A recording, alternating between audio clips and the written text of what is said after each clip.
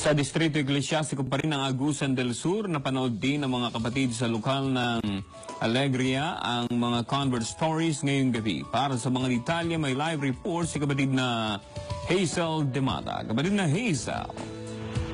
Maraming salamat kapatid na Benji. Matatandaan sa lokal ng Alegria, Distrito Eclesiastico ng Agusan del Sur, nagpa siyang makinig ng mga aral ng Diyos sa loob ng Iglesia ni Cristo ang dating pari ng Philippine Ecumenical Church na si Ginoong Rolly Bedi. Sa kasalukuyan ay nasa proseso na siya ng pag-anib sa Iglesia.